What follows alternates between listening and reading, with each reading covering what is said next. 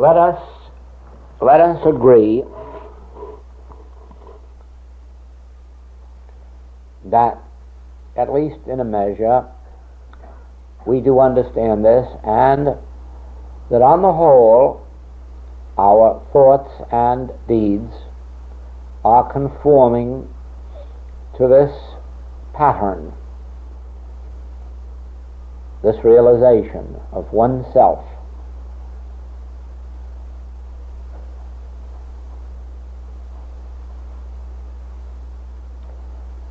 We have accepted the Master's teaching in the 25th Matthew. We have accepted that as ye sow, so shall ye reap.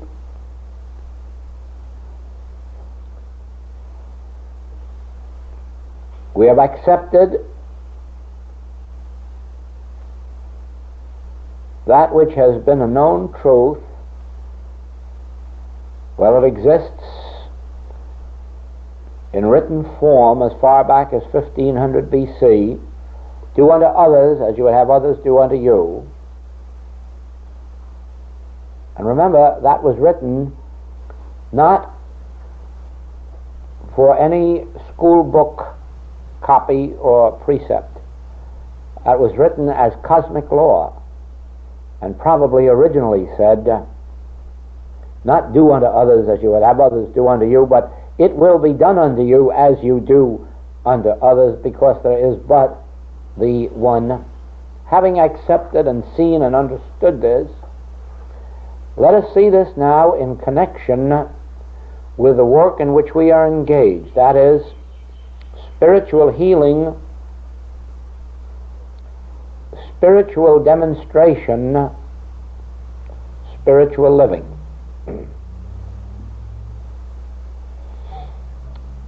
This will make it clear to you why we cannot demonstrate person, place, or thing. That is why we cannot demonstrate an automobile or more money or a good position or a practice or a student body.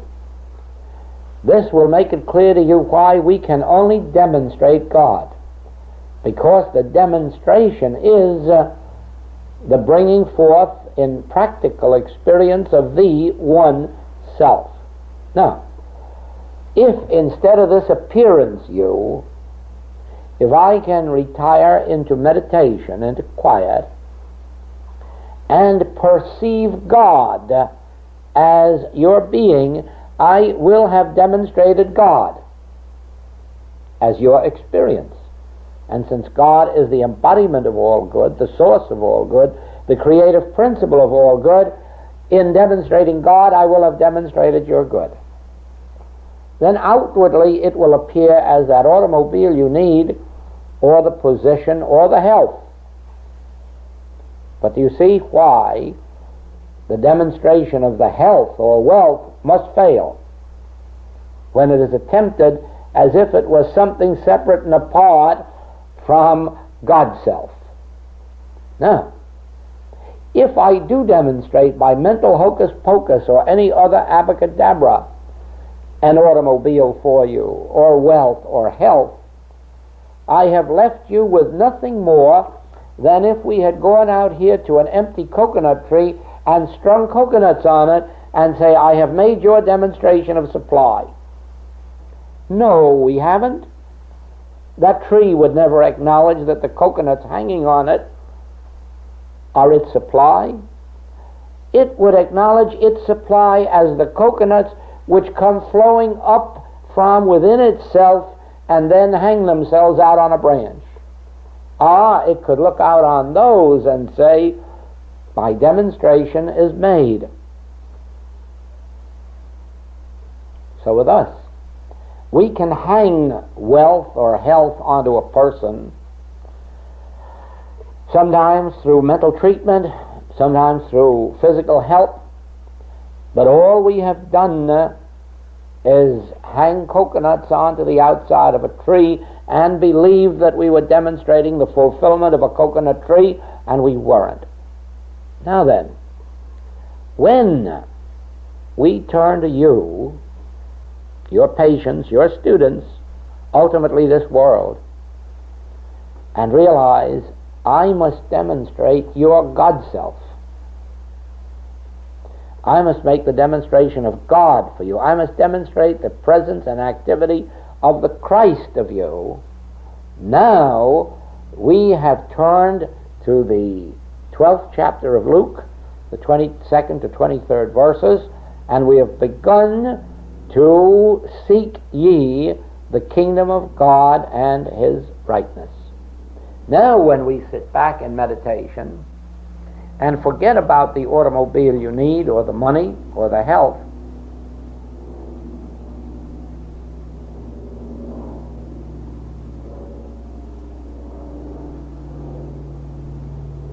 we turn completely away from you. We turn within ourselves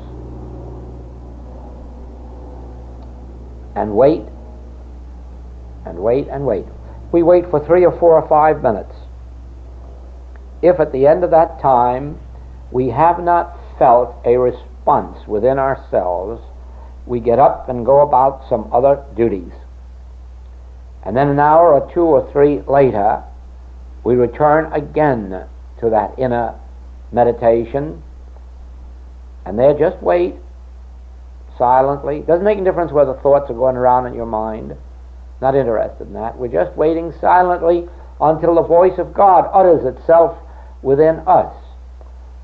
We're just waiting until we have an activity of the Christ stirring within us. What's going on in our mind won't stop that activity. We are sitting here waiting.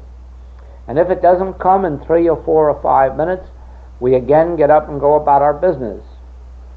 And 2 or 3 hours later, we do it again.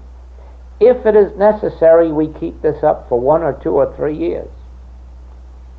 If so be that the Christ is so absent from us that it takes us that long to realize it. But you may be assured of this, that if you persist, the day will come when an inner response will come that will give you the assurance of a He that is within you, that which the Master called the Father within, that which Paul called the Christ. You will get that feeling, that assurance, and when you do, you will have demonstrated your Christ self. Now, when you have demonstrated your Christ self, your God self, you have at that instant demonstrated the God self of your patient, because there never was more than one self. That's why it wasn't necessary to transfer thoughts from one to another or get a treatment over to somebody. The mere fact that they contacted you made you of one household, God. And so it is that every activity of truth felt within you at that instant became a law unto your patient or student, and you did not have to think of your patient or student or of their name or where they were or what was wrong with them, because we're not demonstrating something for them, nor are we demonstrating the getting rid of something for them. Please remember that part, won't you? We are never attempting the demonstration of getting rid of. We are never attempting the demonstration of overcoming, any more than we are attempting the demonstration of getting.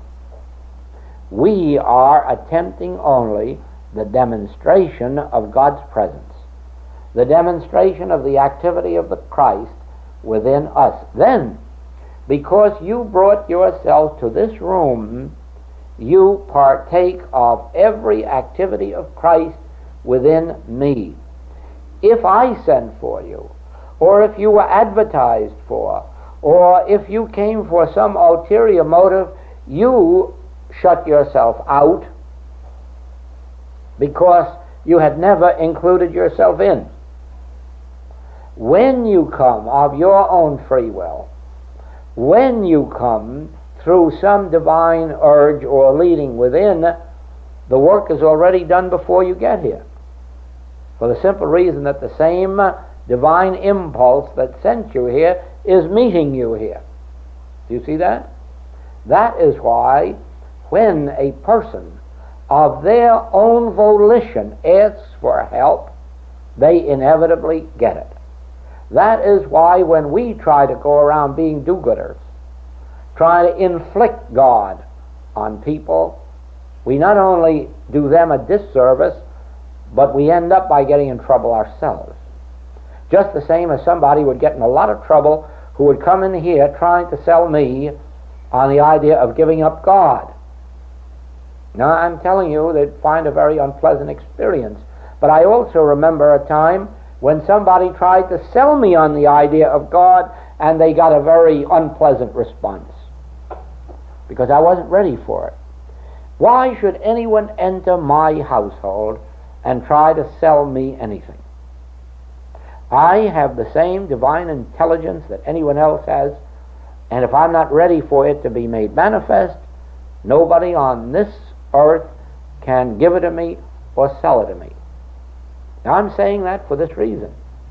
As you go out into the world, you will find those who misunderstand the nature of the work of the infinite way. Only this trip, I was accused of being so exclusive, I bar everybody out. That isn't true, and you know it. I don't bar anybody out, I just don't invite them in.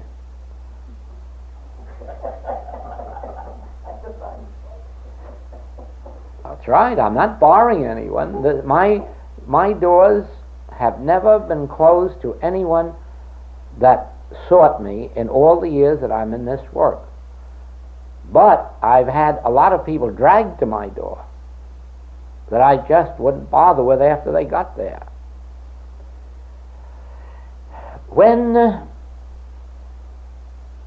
the change came to me in my work from practitioner to teacher, it didn't come because I sought it.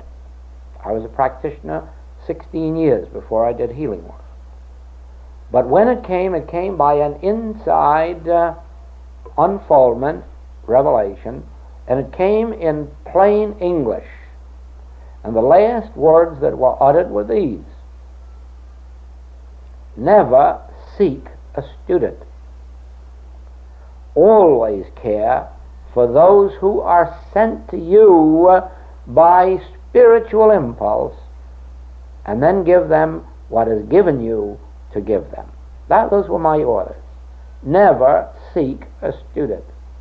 Only yesterday I had to write a letter saying, no, I'm sorry, I cannot give my permission for you to put a notice in the newspaper about Infinite Way meetings. Oh, a newspaper notice is so harmless. Yes, it is harmless. It is harmless. It serves as an advertisement. What are you advertising? That God will be given to you, or some form of good? Do you want to put an ad in the paper, God? Go ahead. Then at least nobody will come in under false pretenses. Now, it is true that wherever I speak, that sometimes a notice is put in the paper just to the effect that Joel S. Goldsmith, The Infinite Way, will talk. That is a little different, because that is merely a notice to those who already know Joel S. Goldsmith and The Infinite Way, and it's letting them know that he's in town, whereas otherwise they may not have any knowledge of it. It's not an ad, because there isn't a soul in the world who would answer that ad, except those who know. That's quite a different thing. But anything that is designed to bring people to this, or to promise them that their problems will be met, is just misleading them, because there is only one thing we can promise anybody, and that is God. That we can do. We can bring God to their conscious realization. And if that is their interest, they are of the household of God. The moment they are seeking things, it's different. Now, that does not mean that we haven't the right to suggest to those of our friends or relatives who we find to be in difficulty that there is a way out for them. That is perfectly a legitimate activity. But in that case, we have the right to hand them a book or a pamphlet or a tape and then leave it with them. And if they go any further, that's their lookout. If they don't, it is also their lookout. Then there is no advertising, no coercion. There is giving to one's neighbor a cup of cold water in Christ's name. Certainly be as generous as you like in giving pamphlets or giving books or sharing tapes, but go no further than that. After that, it is up to the individual to do what they want to do, to make the overtures, to ask the questions. And you can see the reason. We are demonstrating cosmic consciousness and cosmic law. And that means the only demonstration we have to make is the demonstration of the God Selfhood.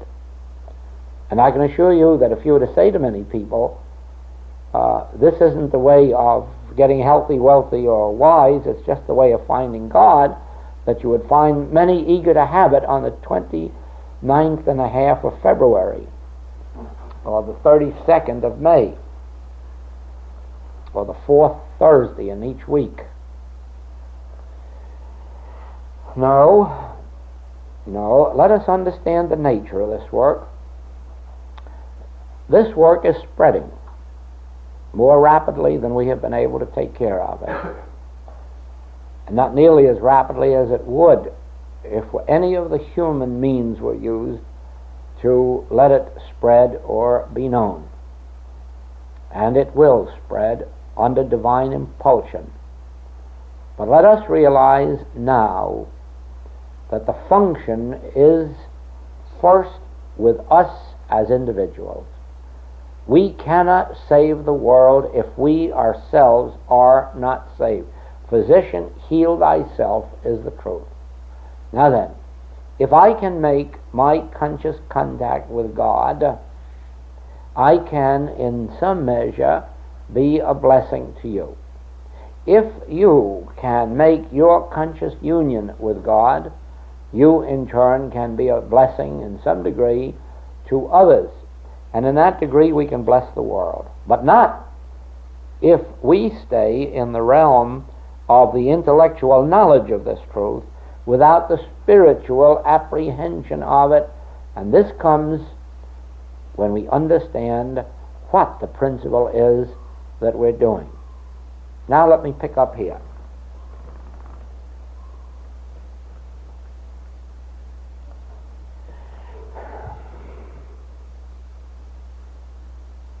There is but one selfhood. That selfhood is where I am, since I and the Father are one. All that God is, I am. All that the Father hath is mine. Now, with that understanding, I can dispense with all further thinking. And I can sit patiently and wait.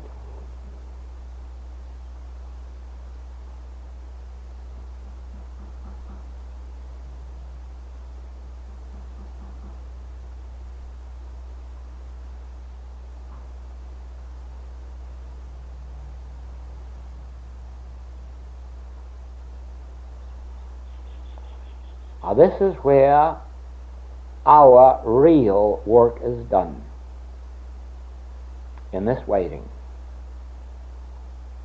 If sitting here I attain the conscious realization of the presence of God, if I attain a feeling of the activity of the Christ within me, everyone in this room must feel that impulse. Everyone who is at all inclined to be receptive to the voice or Spirit of God, and in that degree then this realized activity of Christ within me becomes the law of harmony unto you, but not only unto you. the realized Christ, the risen Christ, the activity of the Christ within me realized, becomes an influence in this entire world. I have no way of knowing at this moment where some receptive person in the world, may be in a hospital, it may be in a prison dungeon, it may be in a battlefront, it may be in high political office or low, it may be anywhere in the world where an individual is sitting pondering or saying, "Oh God, can you help me? Oh, is there a God to help me?" Wherever an individual is reaching out for something beyond the human, the realized Christ of this moment reaches them. The more of the realized Christ there is in the world, the more the need of the world is being met. You have no more idea what takes place through the realization of the Christ in you than I have. And I have but very little, although I have seen a great deal. For instance, if I were to look around this room and think of the lives that have been touched by the infinite way in places where I was not personally known, where nothing of a human nature came into the scene, where my sitting at home, abiding in this truth, realizing my conscious union with God, until the very flood of it took place within me, the feeling of it, the realization of it, and that's all I've ever done in my life in this work. That's the only advertising I've ever done, and that's the only effort I've ever made toward helping people, is that inner realization of Christhood. And then all of a sudden it brought this lady from Florida and somebody from California and somebody from Hawaii. And it seems impossible, as you look at this mail all around the world, to believe that just sitting in a room, the influence could have been felt at such far distant places. And that is not the extent of what I'm talking about. I still do not know how many people there are in the world who have had healings, mental, physical, moral, financial, just by themselves sitting at home wondering if there was a God to help them, and by the very act of reaching out to the invisible and the unseen and the unknown, that they touched this very Christ that was released here or in you when you were at your work. Now this I have been taught within, that the day is coming when there will be a band of Christhood around the world, a circle of Christhood. Not persons, not people, I'm not speaking of that. I'm speaking of a band of spiritual consciousness around the world. And you know how it will get there? By these realizations of Christ.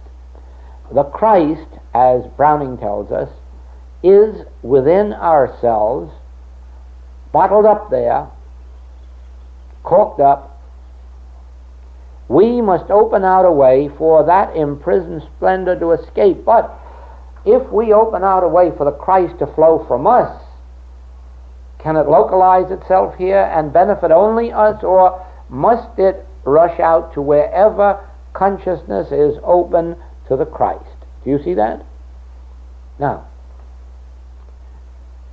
every time we sit in a meditation, whether we are alone or whether there are two or more gathered in this name, and we have no selfish purpose, we have only the desire for this communion with God, and that realization comes to us, we have allowed the imprisoned splendor to escape, and now it's out in the world, and it is doing its work. It is literally a presence that goes before this world to make the crooked places straight. It is the healing Christ. It is the Savior of mankind. Christ is the Savior of mankind. but Christ is locked up in our bosoms until such time as we make a way for that imprisoned splendor to escape. We do that through meditation, through realization. Then, when the feeling, that impulse comes, now it is out in the world about the Father's business. And somewhere in this world there are those reaching out for Christ's help and receiving it. Now do you see why we do not demonstrate persons, places, things, or conditions? We demonstrate the presence and activity of the Christ, and let the Christ do all the performing, adding to, destroying in the outer world.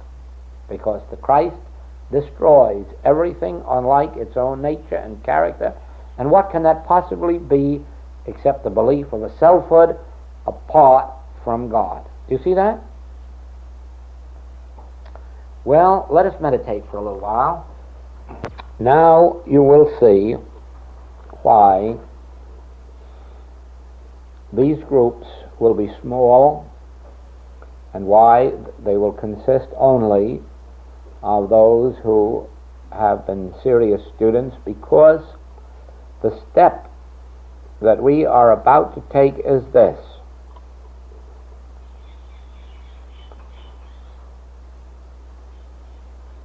It must be true that if the activity of the Christ could come alive in me sufficiently to have enabled me to work these 25 years in this work with some little measure of success, then it must be possible for the activity of the Christ to come alive in everybody on the face of the globe who is spiritually prepared for the experience. Now, I do not for a minute believe that it is an experience that it is possible to everyone on the globe at the present moment, any more than I believe that everybody can go out and get a degree in engineering or architecture or anything else without the necessary preliminary studies. And I do not believe that everybody on earth is of the fertile soil. Otherwise the Master would not have referred to the rocky and the barren, and the fact that the poor we shall always have with us, the poor in spirit, the poor in spiritual development. Now that doesn't mean that they will not eventually evolve. They will, because in the end every knee must bend, every knee must bow. Everyone ultimately will come into the spiritual heritage. But we are coming into it individually. Those of you who have given 3, 4, 5, 6, 7 hours a day to study, meditation, practice, must certainly be developing a higher spiritual awareness than those who are devoting 30 minutes a day or 20 minutes a day. And of course you can tell in your own experience whether or not that is true. You can tell in the experience of your friends. The mere fact that one cannot give hours a day to this shows that they haven't the spiritual preparation for it. They get fed up after 20, 30, 50, 60 minutes, and they're all choked up and filled up with it. Now, we've probably all been through that same boat. Most of us have. I have. Now, the day comes when our appetite develops to such an extent that we just cannot satisfy it. No matter how many days or weeks we stay at it, or how many hours a day. All right then, let us assume that those who have been, by their studies and meditations, spiritually prepared, the time must be now for the awakening of the Christ, the rising of the Christ in them. And you can know when it happens by its fruitage. There must be healings There must be comfortings. There must be risings up out of sin, lack, poverty. There must be good coming into the experience of those who seek you. Not necessarily those you would like to save.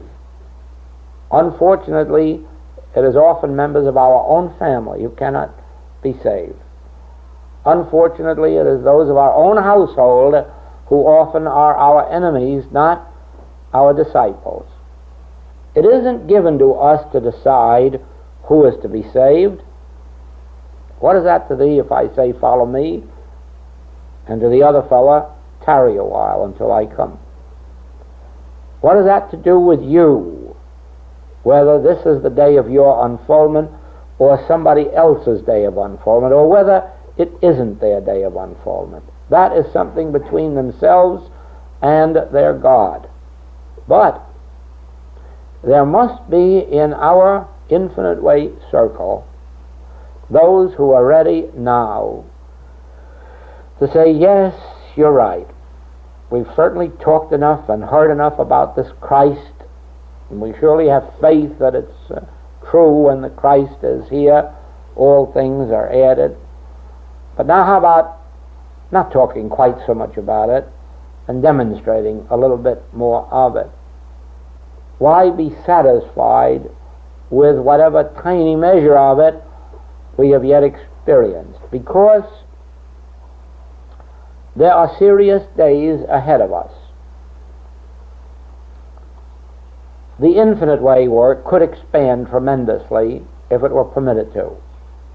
But if it did at this particular time, it would find us unready, because we haven't enough students who are ready to leave their mothers and brothers and fathers and sisters and get out into this world and do some healing work and some practice work. We haven't enough yet that are ready to tear away from their kitchen stoves and household duties to really and truly get out and give themselves to this work. And before this work can go much further, there must be healers, and there must be those who know the letter of truth sufficiently to impart it. Now, the letter is simple enough. It really means studying the writings and the recordings diligently until those principles are clearly established in thought.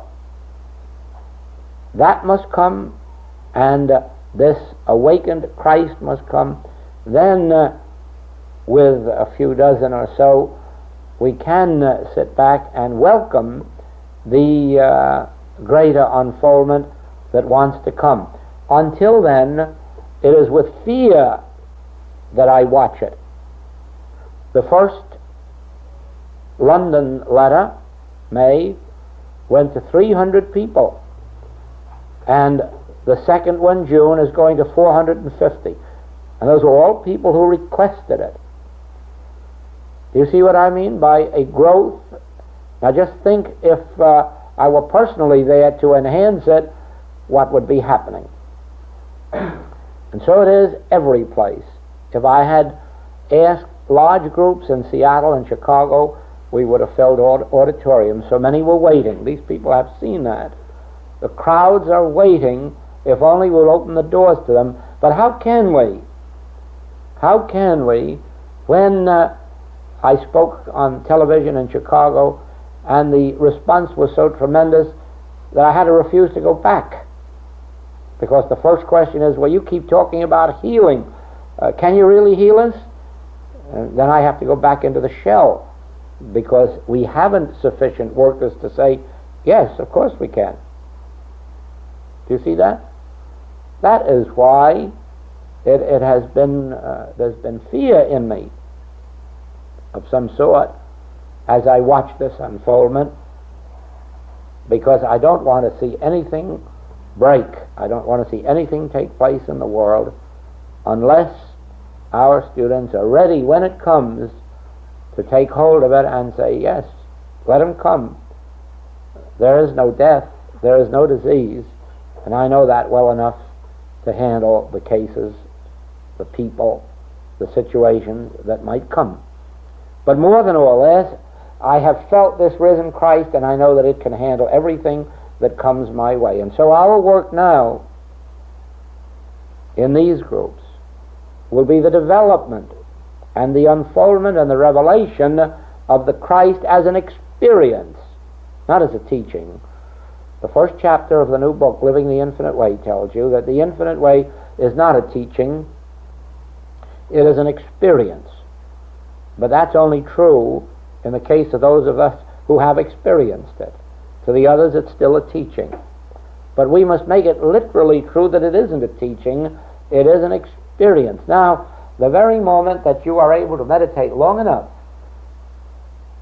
to come into this experience of actually feeling and witnessing the Christ in action, that is the moment then that you can say, "Come unto me, all ye who labor and are heavy laden, and I can give you rest." You will find in the book Metaphysical Notes the theme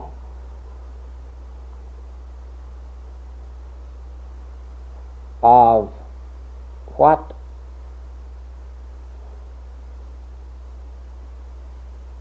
we are trying to bring forth now. Remember when I said that in these periods, 2 or 3 periods of meditation each day, in which we will not take our problems or our family or our friends or the nation or world peace or anything else, we will merely go for a realization of God, for that pure realization of God with no purpose. Not that we want God to do anything for us or for anybody else, not that we're seeking anything, merely for pure realization. Now,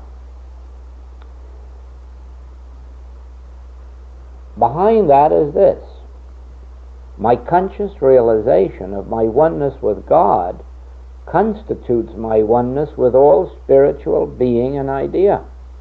In other words, when I succeed in making that contact with God, remember that I have made my contact with you and you and you and you and you and you and you and you and you and you all over the globe, because in your spiritual identity you are one with that which I now have realized. In the same way, the moment I realize, make contact with that infinite invisible, I have made contact with my supply, with my home, with my companionship, with every rightful spiritual activity of existence, because all of these are embodied in the infinity of that Godhead. Therefore, I do not get at one with what I shall eat to drink today and wherewithal I shall be clothed tomorrow. I do not get at one with health in this meditation and at one with home in the next meditation. I do not get at one with physical, mental, moral, financial healing in the next one. But in the contact with the infinite invisible, I have made my contact with the infinity of being, with the allness of being, and that, of course, appears to our sense as the added things, that is, those things humanly necessary to our experience. Now, it came to me during the night that this very work does go back to that book, Metaphysical Notes, in which the realization was brought forth that there is nothing to demonstrate except that contact with God.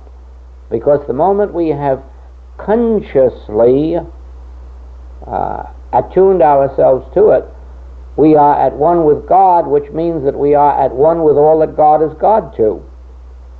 That is, with all that the creative principle has made in its own image and likeness. Now,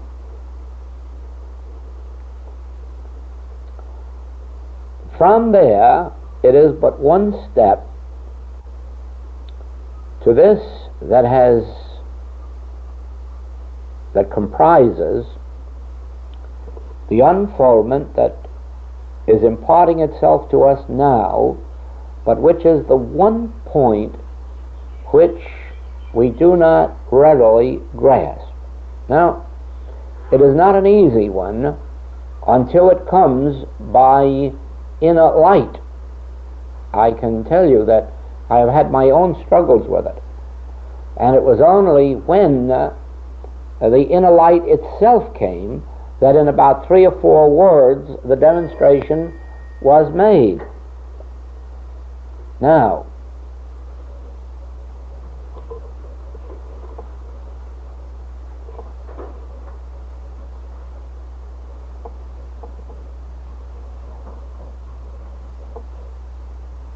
heretofore,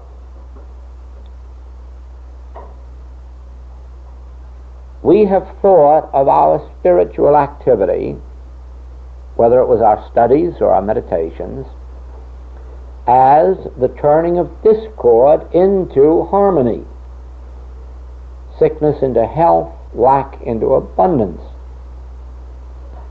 loneliness into companionship, homelessness into a home. But from this point on, and this point is not to be given to your patients or your students at this time. This is to be demonstrated first. From this time on, when the temptation comes up about health, lack, this and that, you immediately remember health or sickness, lack or abundance, homelessness or home, loneliness or companionship. What of it? Neither of these pairs of opposites enter into our demonstration. Here is the secret of spiritual living. Once you can rise above the desire for physical harmony, then you are entering the spiritual kingdom of God.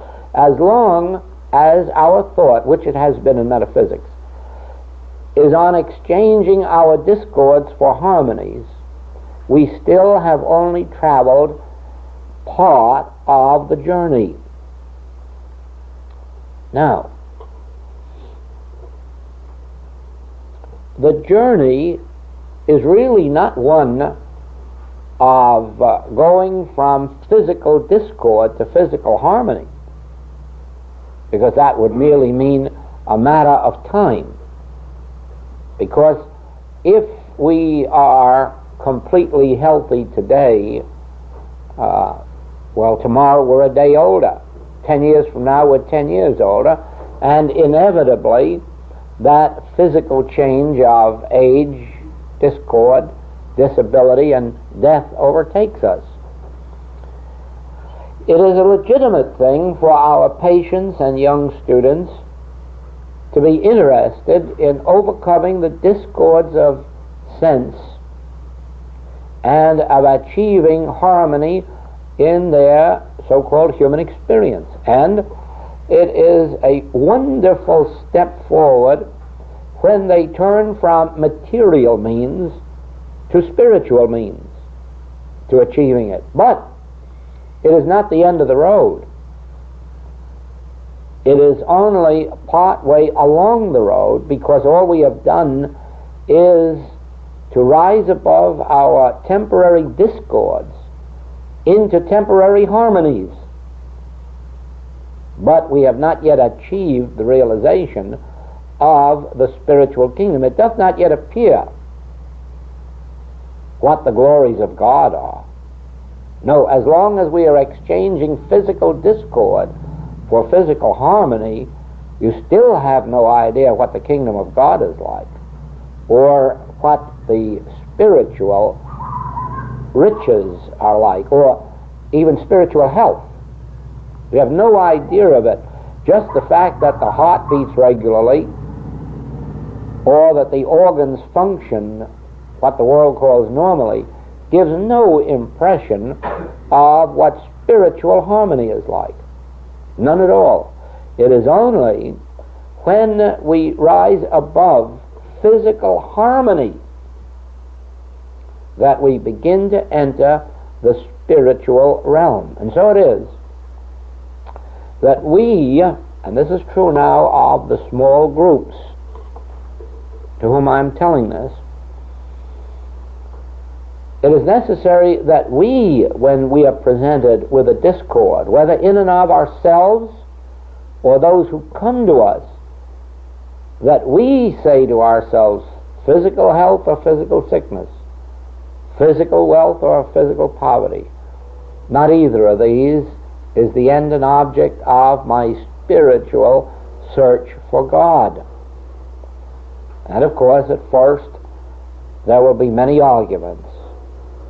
But ultimately you will see that rising above the physical discords into physical harmonies is really has no bearing on our spiritual life.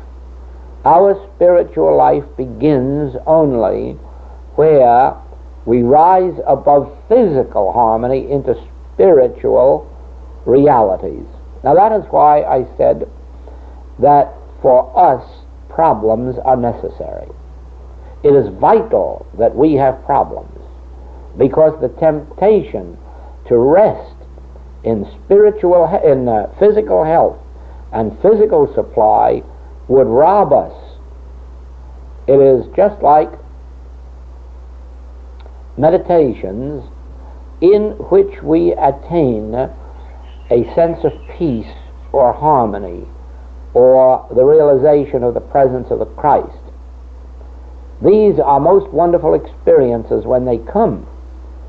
But after we have experienced those, we have to rise to the next higher level, in which they are of no significance and of no importance whatsoever, since, having realized omnipresence of the Christ, what difference does it make whether we have an emotional feeling about it or not? Whether we feel then emotionally satisfied or emotionally starved will make no difference, since we will have realized that the activity of the Spirit is an eternal thing, whether or not there is any sense of feeling or emotion realized.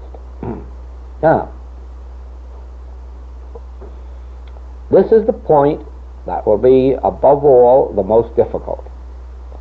The realization of physical health or physical sickness, what matter?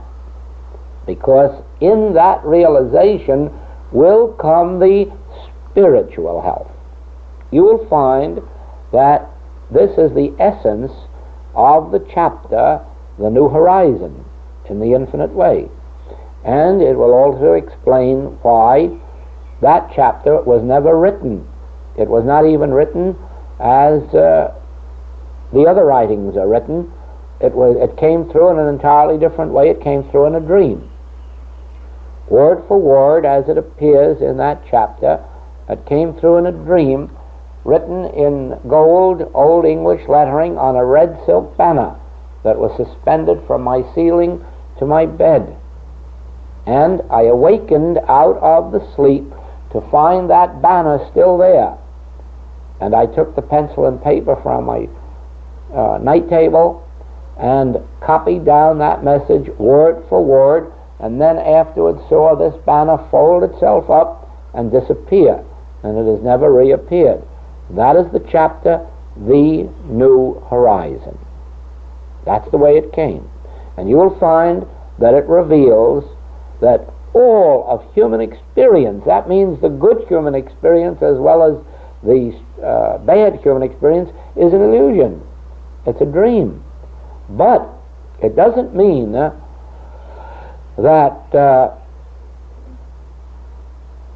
this world is a dream. It means that this world as we see it is the dream. And from the moment that our interest in physical harmony disappears, we then begin to behold this universe as it is. When we awaken, we shall see him as he is, and we will be pleased with this likeness. We will be pleased with what we behold. Only, though, when we awaken.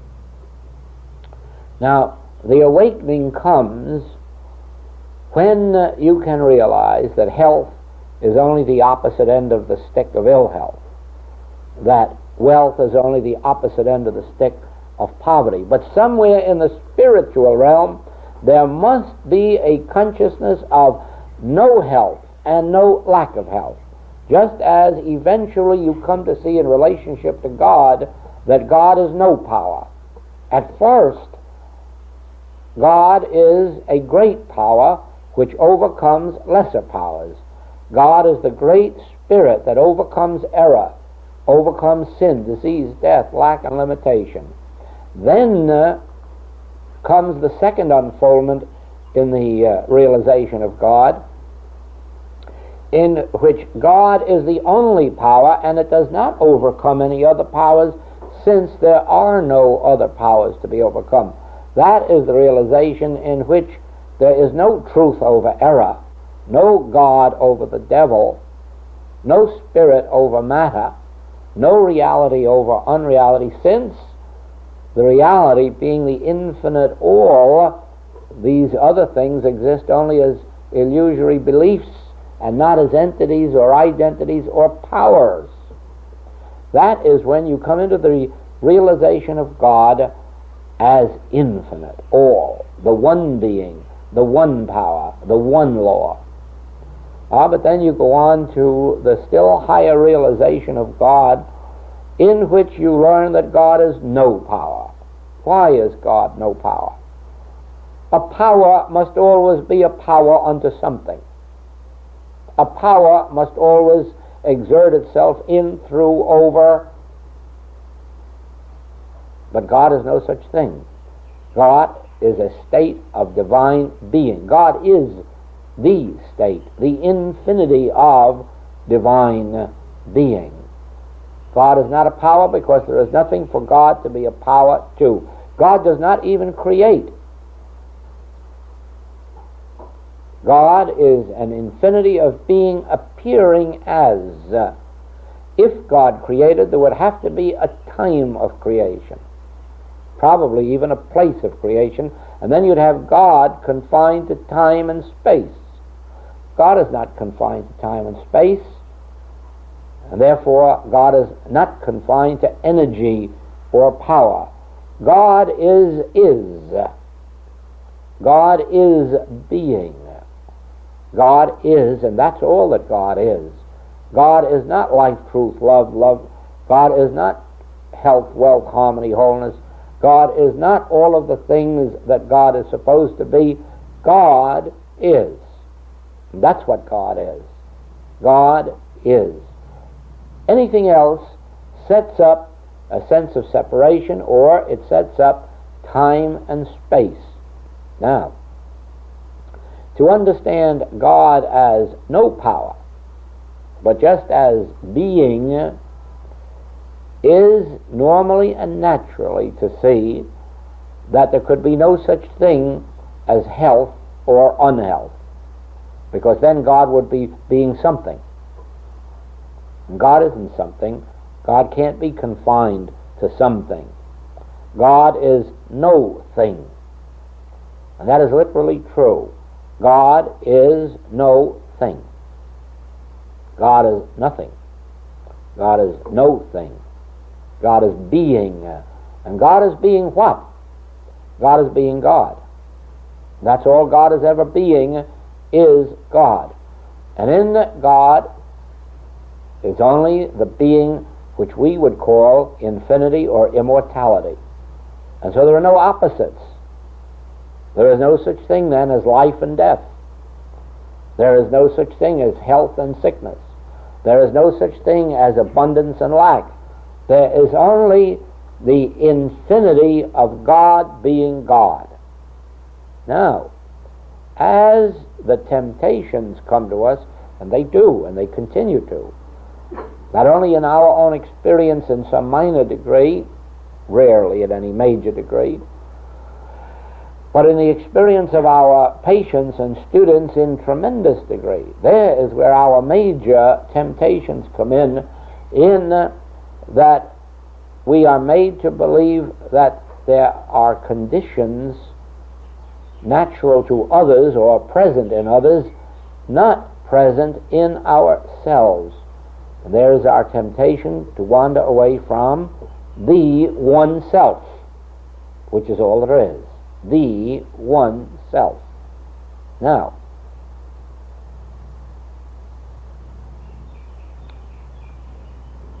it's like looking right down a beam of light. To be able to say health, sickness, wealth, lack, loneliness, companionship, home, no home. You're looking straight down the beam of light and witnessing heaven, harmony, wholeness, completeness. The only way that I can describe it is to remind you that you can't feel the blood coursing through your body. You don't even at this moment know that there is any blood coursing through your body. You're not aware of any blood.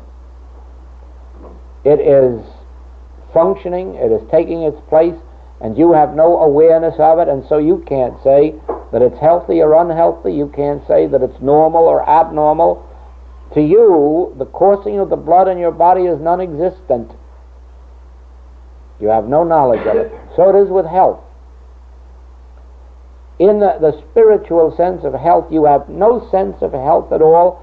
You haven't even a sense of body. The body just functions, and you have no knowledge of it whatsoever.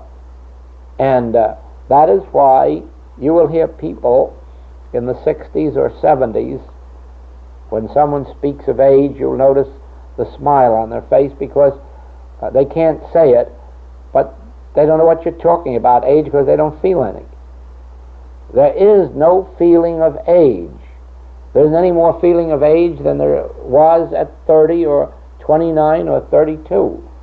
And that is because there is neither age nor youth. There is only being.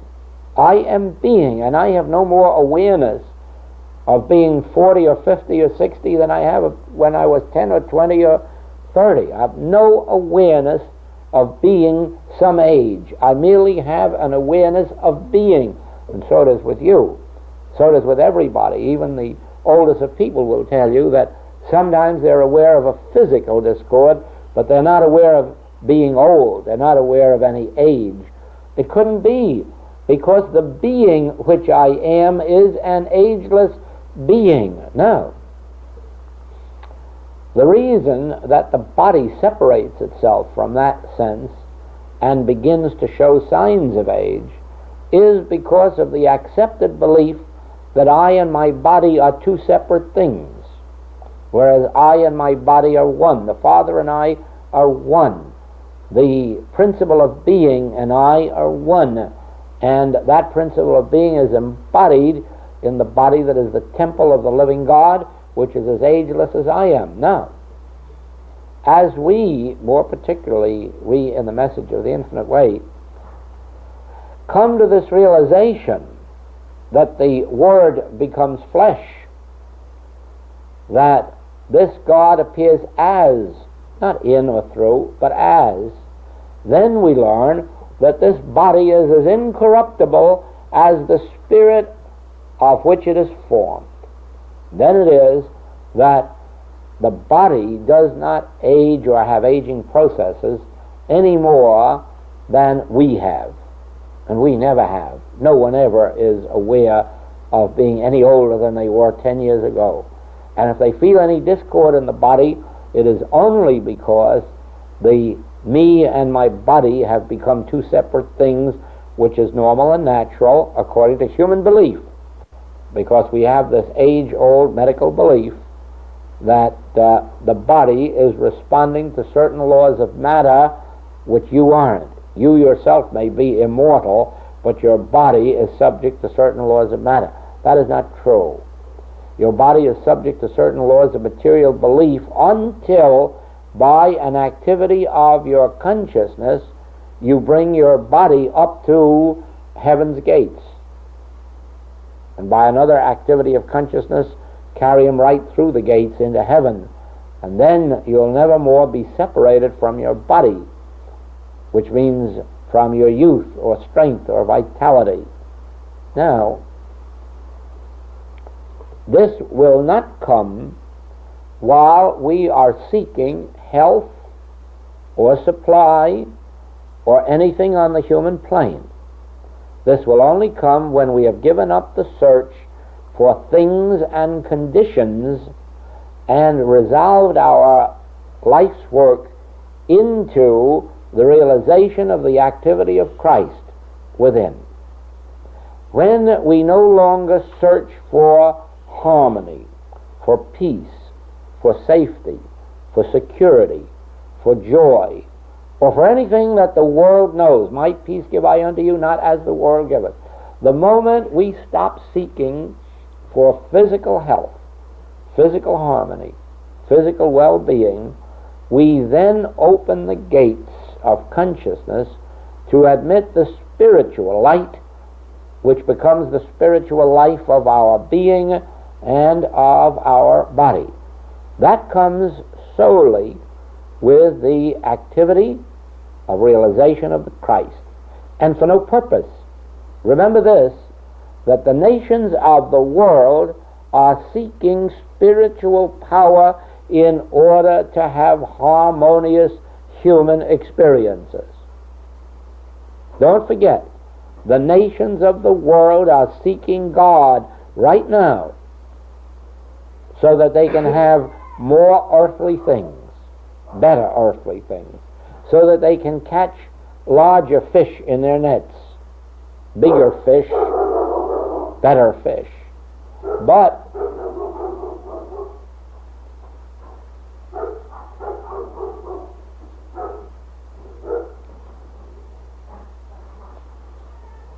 that the basis of our work is leave your nets.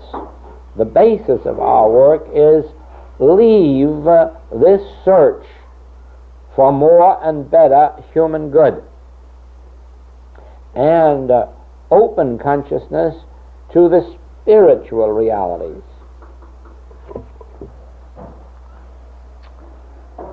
All right.